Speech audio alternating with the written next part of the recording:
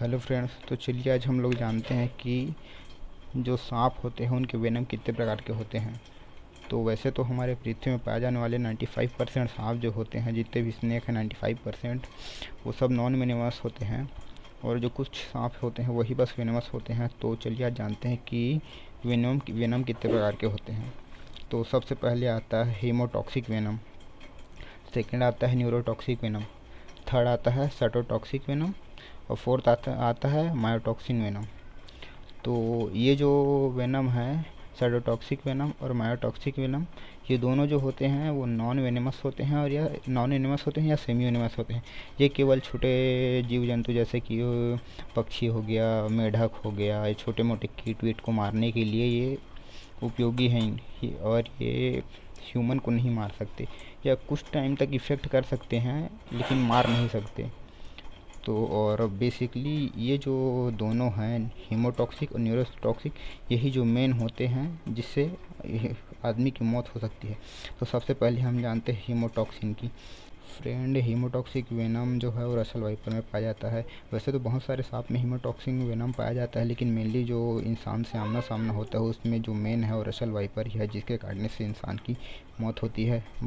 अधिकतर इंसान की मौत रसल वाइपर के ही काटने से होती है, तो इसमें हीमोटॉक्सिक वेनम पाया जाता है। तो दोस्तों, जैसे ही रसल वाइपर आपको काटता है तो आपके शरीर में जो रेड ब्लड सेल्स होते हैं उसका ब्लड क्लॉटिंग होने स्टार्ट हो जाता है, और धीरे धीरे जो आपका रेड ब्लड सेल्स हैं वो धीरे धीरे उसका क्लॉटिंग होने स्टार्ट हो जाता है। और जैसे ही ये जो क्लॉटिंग है वो धीरे धीरे आपके जो हार्ट में पहुंचता है तो आपका हार्ट ब्लॉक हो जाता है, और हार्ट ब्लॉक होने की वजह से, हार्ट अटैक की वजह से आपकी मृत्यु हो जाती है। तो अब सेकंड हम देखते हैं न्यूरोटॉक्सिक। तो न्यूरोटॉक्सिक जैसे कि नाम से ही हमको पता चल रहा है कि न्यूरोटॉक्सिक मतलब नर्वस सिस्टम पे जो अटैक करेगा। तो जो इसमें आता है आपका कोबरा। तो कोबरा है, करैट है, ऐसे करके बहुत सारे सांप होते हैं, लेकिन मेनली इंसान से आमना सामना कोबरा, करैट इन्हीं सब का होता है। वैसे तो करैट बहुत कम काटता है लोगों को, कोबरा ही है जो बहुत ज़्यादा काटता है लोगों को, और आमना सामना उनसे ज़्यादा होता है कोबरा का।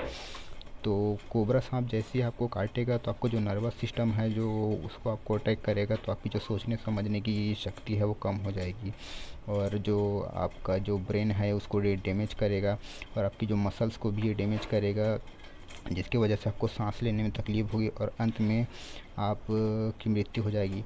तो फ्रेंड्स, जो ये रसल वाइपर है वो जब आपको काटता है तो आपका जो शरीर है वो धीरे धीरे गलने स्टार्ट हो जाता है, और बहुत दर्दनाक मृत्यु होती है। आपका पूरा शरीर जो है वो इतना दर्द देगा कि आपको सहन नहीं हो पाएगा। तो यही जो दो मेन है फ्रेंड्स, ये हीमोटॉक्सिक और न्यूरोटॉक्सिक, यही जो हैं वो ज़्यादा खतरनाक होते हैं। ये जो है साइटोटॉक्सिन और मायोटॉक्सिन, ये उतना खतरनाक नहीं होता।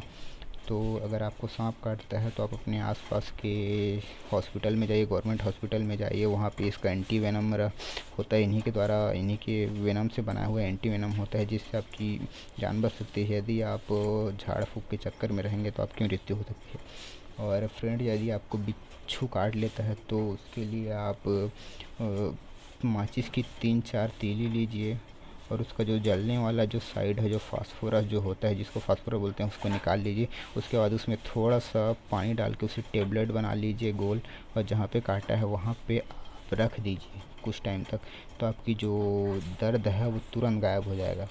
और उसके बाद आप हॉस्पिटल जाइए और इलाज करवाइए, जिससे